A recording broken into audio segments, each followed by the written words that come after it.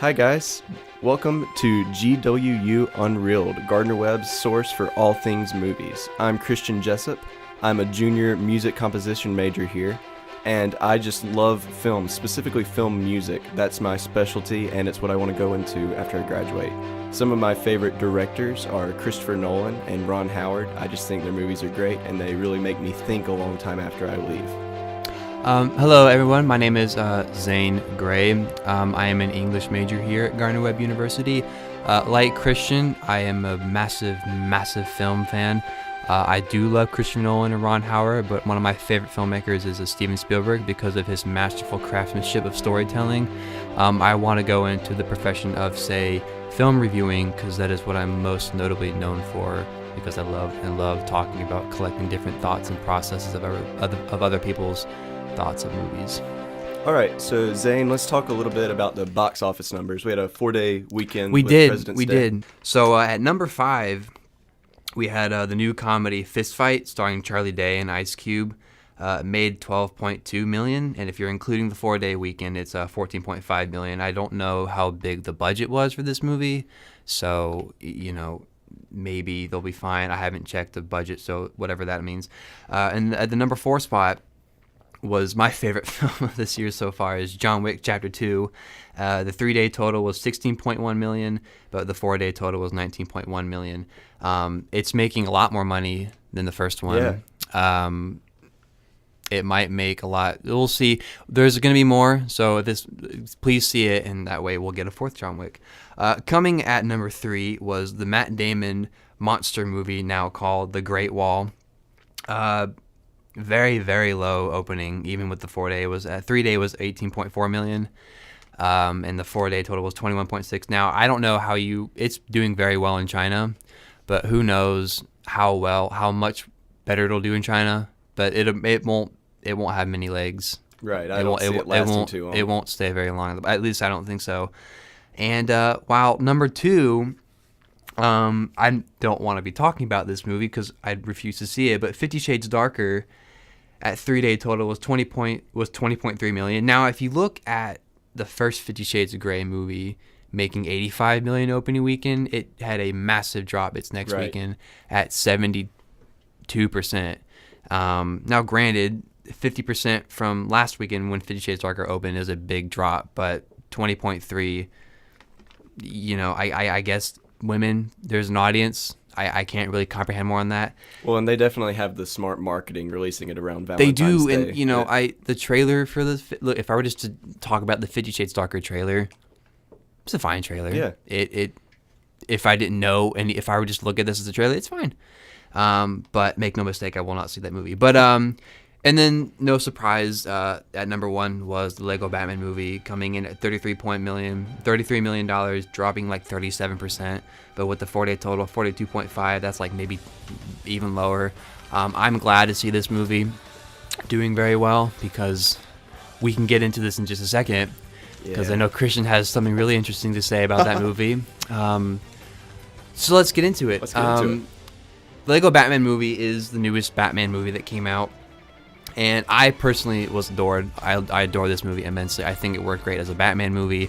I think it worked great as a kid's movie. And if you're just a fan of Batman, if you're someone like me who's known the lore of Batman I haven't been alive for 70 plus years, but if someone who essentially grew up with the character, it was a great fan service. But it almost worked. I would go as far and say is that it was just as good as the Lego movie. It had a lot of energy. It was fast paced. It worked well. And Christian, you're nodding your head. I don't like that. Please, I want to hear your thoughts on the Lego Batman movie. Okay, well, don't get me wrong. I still thought it was a good movie. It was very funny. It definitely did a lot of fan service. I grew up watching the 1960s Adam West Batman. Okay, all right. So there was a lot of like throwbacks to that. I think I watched the reruns on like TV Land or something. Oh yeah, absolutely. So I definitely appreciated that aspect of it. But I think the hardest part for me was comparing it to the Lego movie, and I thought it fell like completely short of all the places that made me love the Lego movie. I loved the humor of the Lego movie. I thought that it was very clever humor that could appeal to all audiences. I also thought that like the messages in the Lego movie, some of the themes that they covered were really deep. Yeah. that you could analyze it on several different levels. And I felt like that was the biggest thing that was lacking from this Batman movie. I thought the plot was very thin. I thought the messages were, they were fine messages, like, family and like, depending on others. But I felt like a lot of the things that made me love the Lego movie just were kind of missing. And this one felt more just like a fun family feature that I might watch once but not watch again. You bring up that I could totally respect that, but it's funny. I walked into Lego movie or Batman movie not expect. I had the apprehensions of, and I'm probably gonna get a lot of hate for this, but I didn't like Finding Dory. I love Finding Nemo, but Dory essentially was not my favorite part of Finding Nemo. In the Lego movie, Batman was a huge standout. It's like the Minions in Despicable Me. Anytime you have that side character that's so popular, they're gonna make a listen. And Minions was a huge profit. It made like, I don't know, over $1 billion. Well, I'm not surprised. Right. I didn't like that movie either. See, I had the same problems with that one too. You did? Okay. Well, you're gonna put the Lego Batman movie along the same lines as Minions. Minions and Finding Dory. At least and all Batman those. can talk. True. But and at least Batman isn't like Dory, where every 5 minutes she forgets something. And I get it. I know that's one of the behaviors or the attributes of the character. But come on, man! Like that got in the case of that movie, I got so like, all right, I get it. She has a memory problem, whatever. Right. But and the one thing that I liked about the Lego Batman movie more so was I think Will Arnett really has a defined voice for Batman. I love Kevin Conroy in terms of like the animated series and even some of the Batman games that he's come in. His voice is his own, and I really like that. It was a spoof of. I like the spoofness of Batman. But going back to like Warner Brothers, I was into that movie from like the opening credits. If you're not, I'm like, I can't. I just don't know what's wrong. Also, Zach Galifianakis as the Joker. That was like, I wouldn't say that was my biggest apprehensions, but was he a Mark Hamill? No. Was he a Heath Ledger? No. And maybe treading on some thin ice, was he a Jared Leto? No, they all played. Those are just examples of people who played the Joker differently. But this was a different iteration too. Yeah, exactly. I mean, you can go to the same Batmans for last time. My dad saw this movie, and he would go as far and say that this is his favorite Batman movie since The Dark Knight, and he liked Batman vs Superman. Don't get me wrong, but this was a great spoof of him, and I think we haven't gotten a really good spoof movie in a very long time. So and I did appreciate the spoof aspects. They had some really nice throw-ins to all the other iterations of Batman, and it was kind of neat to see them play off of that. You talk about the like the 1960s Batman. Yeah. That was great. The whole sound and music. It just reminded me like, wow, I remember, because I'm like you. I watched the 60s Batman, even the 1966 Batman movie as a kid. I love Adam West. It was goofy, it was silly. Yeah. And I think Lego movie. And what's funny though is that we've gotten two very critical, successful Lego movies so far. It reminds me like what Pixar did. We had two kind of their styles. I feel like we could get like a Lego-verse movie, because I know we got the Lego Ninjago movie coming up. And I think there's a Lego movie too, like a sequel coming up. We won't have the same Miller and Lord, the person who did the first movie. And that, and we'll see who they get. I mean, if you can get Adam McKay or Chris McKay, who just did Lego movie. Who did the Lego Batman movie, yeah. That's exciting. So, I mean, we'll see how that goes. But no, yeah, it's doing very well at the box office. We can get into our box office predictions. Yes. Where, do you want to go first or me go first? You go first. You go first? All right. So, I'm not going to go with numbers, but I'm torn between number 1 and number 2. Number 5, I think, is John Wick 2. Okay. While I think The Great Wall will have a pretty steady drop, I think it's going to be at number 4. 50 Shades Darker, I think, will be at number 3. And this is where I get really tough, because you essentially have a new horror movie coming out this weekend called Get Out, which I'm really excited for. I'm going to go with Lego Batman at number 2. And I'm going to go with Get Out at number 1. But I will not be surprised if Lego Batman's at number 1. I definitely see it close, and I don't see this being a high box office number weekend. I don't think anyone's going to I think you're going to see something like in the 20s, 30s. I think the high 20s or low 30s is going to win this week, but I also had Get Out as my number 1, and Lego Batman is 2.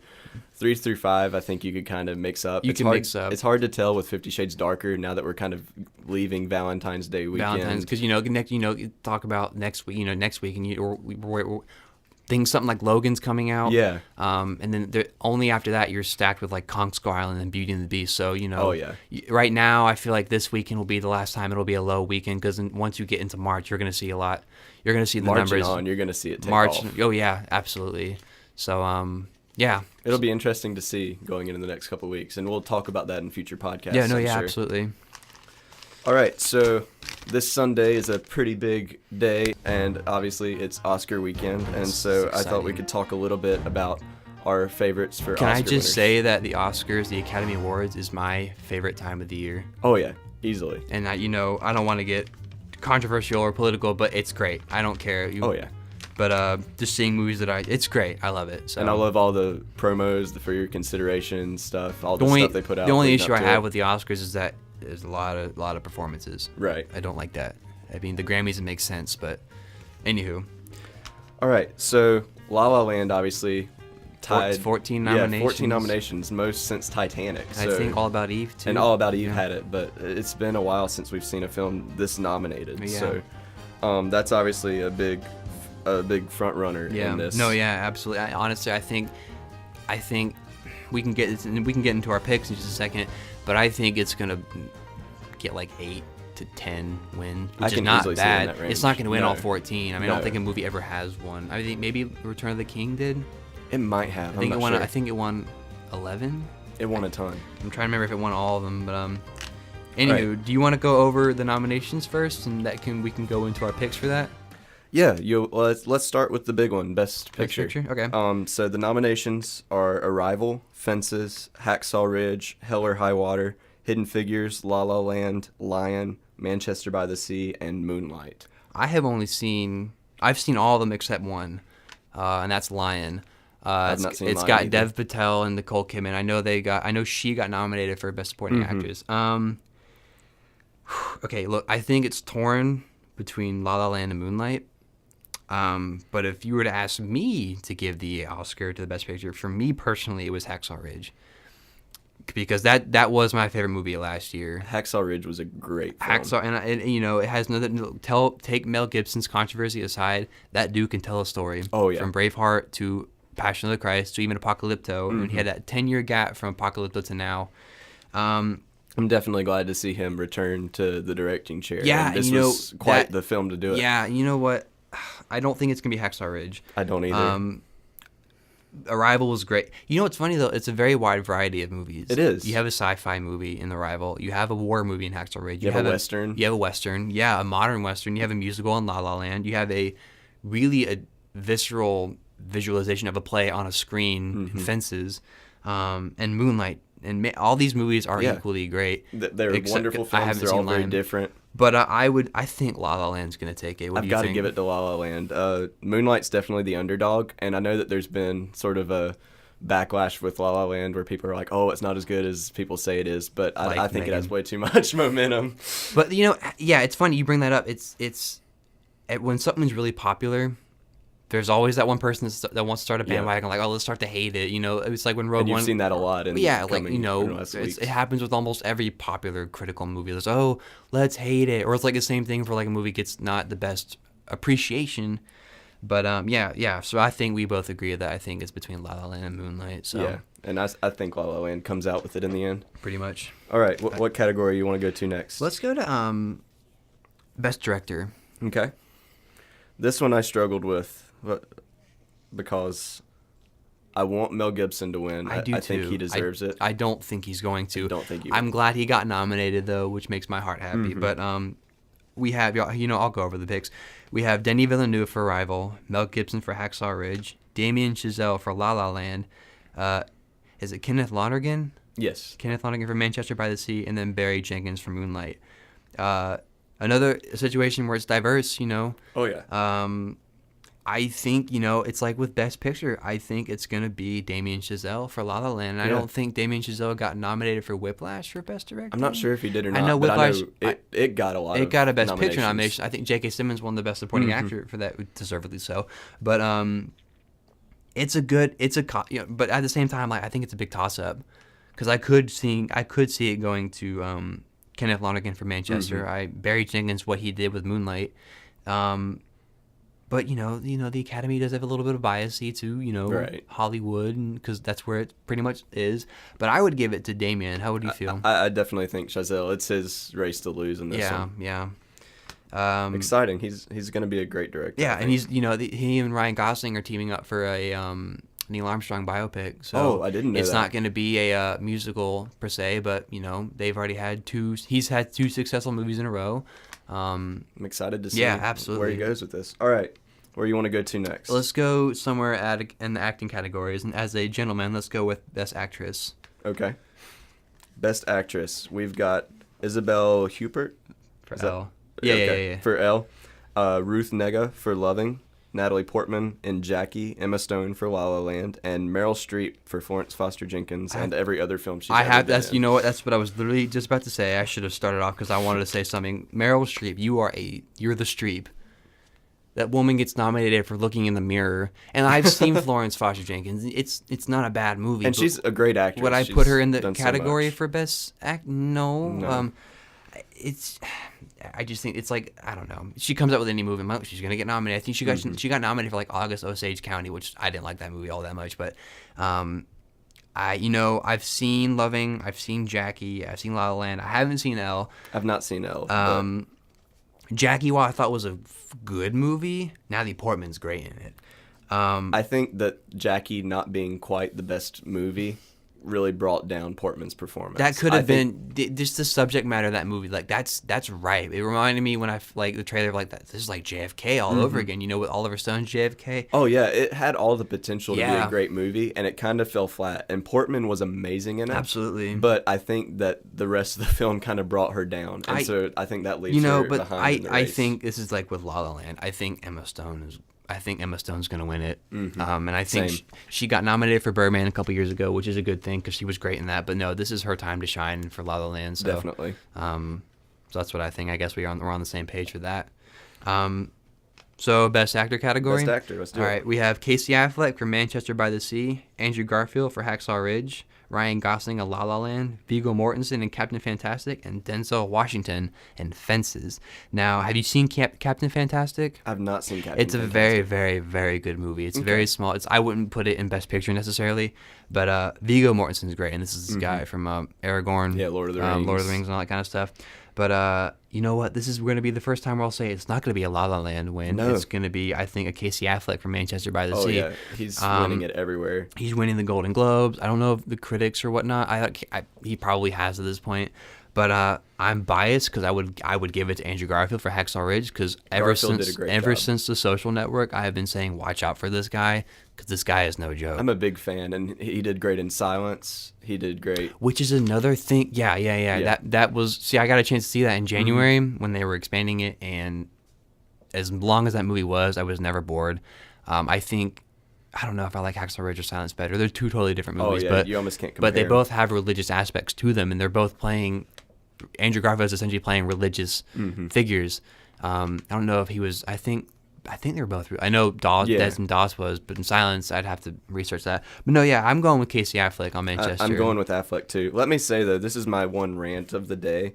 Ryan Gosling should totally be more in the forefront for this than he is, just because of like how in depth he went to be his character. This guy learned to play piano, and if you've watched La La Land, he's playing some ridiculous Just that one stuff on scene the with the piano. keyboard. Yeah, just that one scene with him sitting at the piano. All of that was not pre-recorded. He played it all live. Yeah. He learned to play piano. He danced. He sang. He did everything in this film. And just like for the pure method acting that he kind of immersed himself in the role, I think he should be more at the forefront. Well, one of my favorite movies last year was The Nice Guys, and he was in that. Him and Russell Crowe, and I would listen. All you people who didn't see that movie, go see it. It's wonderful. Him and Ryan Gosling and Russell Crowe have the best chemistry probably ever. But yeah, Ryan Gosling's great. That dude could be like a young George Clooney, and he shared a movie with George Clooney in Ides of March. So, but yeah, Casey Affleck, he did a great job, and I definitely think he's got this in the bag. Yeah. So now, what you pick the next category? Let's go back to actress. We'll do actress in a supporting role real quick. Cool.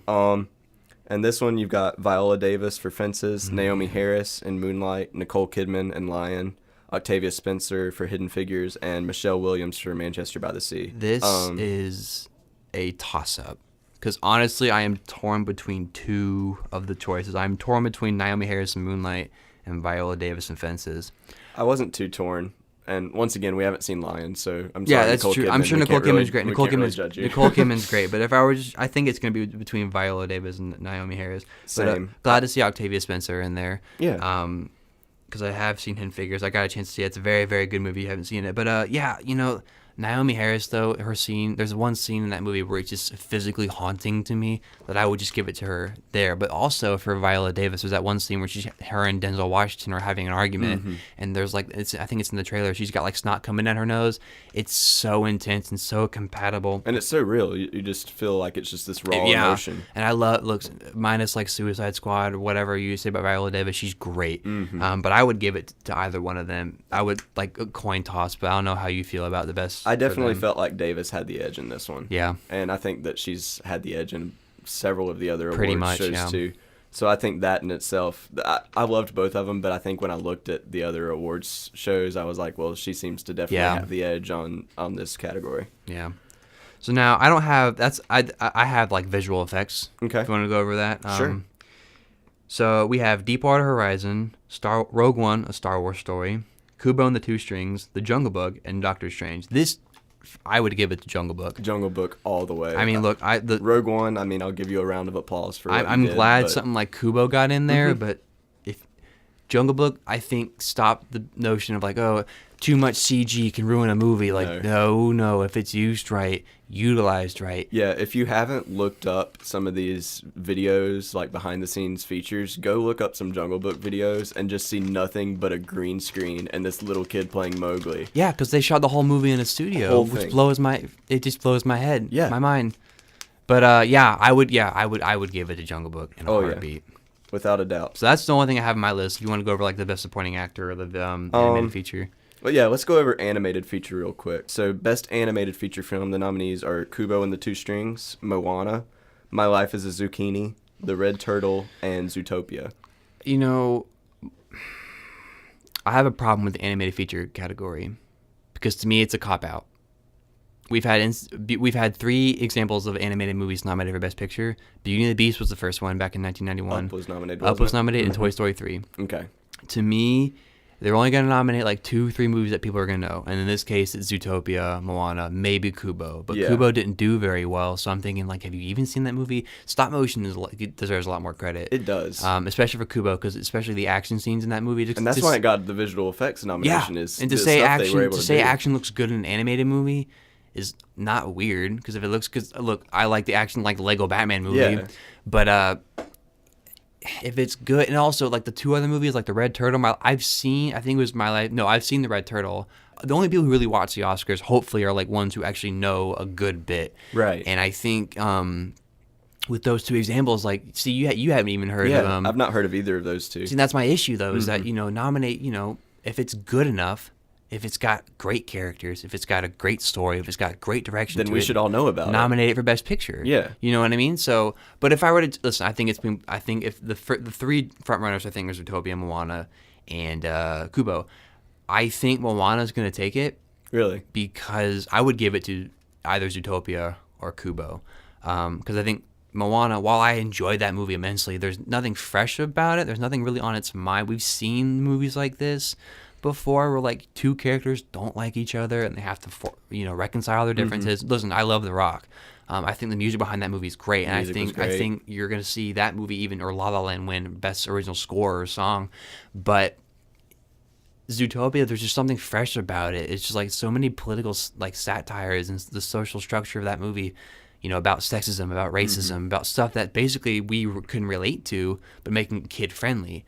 So, but Kubo, honestly, was probably the most adult compared to Moana, so probably the best Zelda movie we've ever gotten, so... And everything that I was saying that I loved about the original Lego movie, I loved about Zootopia. Yeah. I thought the humor, you could be any age and laugh your head off at that. And the themes, so much social commentary, satire. Absolutely. And I left that movie and thought about it for days, but just all the different themes that they were able to fit into this kid's movie. Because I've watched Zootopia more now. So I've seen Moana 2 or 3 times. I've seen Zootopia 5 times. Oh, I've watched Zootopia a ton. It's been on Netflix. I have it on Blu-ray. Yeah, well, I have it on Bluray, so I can virtually watch that pretty much. And the fact that it's on Netflix makes it even better. But yeah, I've I've just grown to that movie a lot more than the others. But I will. Kubo's great. So I definitely think I would give it to Zootopia. Yeah. If I had to choose. I would give it to Zootopia, but I think Moana's going to take it. And then the other categories we probably we don't have time to talk about, or else we could go on about everything. If all else fails, choose La La Land. That'll probably take a lot of the technical awards. I'm trying to think quickly. Go supporting actor real quick. Supporting actor. We've got Mahershala Ali for Moonlight, which I think is going to get it. I think he's going to take it, and he's not in the movie that long, but just his role, just as a mentor to this little kid in the beginning, just got me. And I think. Yeah, I think Jeff Bridges for Hell and High Water. He did great. I think Manchester by the Sea got something. Yeah, Lucas Hedges for Manchester, Dev Patel for Lion, and Michael Shannon for Nocturnal Animals. Oh my God, that was good. Yeah. The movie's fine, but I'm torn between I can't even pronounce the guy's name. Mahershala Ali for Moonlight, and then Michael Shannon, because Michael Shannon's a great. He is, but I think Mahershala's got this one. Yeah, absolutely. Especially because. I think because La La Land's gonna get a ton of the big awards. Yeah, I think I think that'll kind of make Moonlight lose out. Mm-hmm. That's the bad thing about Oscar season, especially this is a really strong year for movies, I think. Yeah, you know what? This might be one of my favorites in the year. It's very subjective. It's very diverse. And that's the beautiful thing about the Academy Awards is that everything you find something that you may find something better than another movie, and that's the beautiful thing about it. So we can debate it and whatnot, but not to mention films like Arrival, Hell or High Water, Hidden Figures, those probably might not even win any awards. I've never heard of this whole Hidden Figures thing until I saw the trailer. Like, oh, this looks interesting. People need to see stuff like this. And Arrival's definitely in my top 3 of 2016. It's probably in my top. My roommate John Mark loved that movie too. And Denis Villeneuve, I'm excited to see what he's gonna do with Blade Runner 2049. That dude is killing it with Prisoners and Sicario. So, yeah, that dude's on a roll. Like Christopher Nolan, he could be like another Christopher Nolan. I can see that. I really every year or so he puts out. Yeah. But yeah, there's some great movies this year. It was a really strong year for movies. Yeah. Last year I thought was kind of a weaker year. There were some good films, but it was. I think last year was a lot more like you knew. Like I think I actually thought that DiCaprio was actually going to win this year. Maybe I think I would have given it like say Michael Fassbender for Steve Jobs, but. Like a bunch. Yeah, it was a lot more easier, I think. But this year, it's very diverse, more so than probably what I can recall. So yeah, it's very diverse, and there are several categories that I think you could kind of see. You could make a case for several different people, and they all have a chance. Films. I mean, don't get me wrong. Like you're nominated, you have a shot. Just depending how many, the percentage of that is. But yeah. We'll see how it goes next Sunday. So next week, tune in. We'll have reactions to all of the different categories. We'll talk about the box office numbers and talk about some more upcoming films. So thanks for listening. This is GWU Unreeled.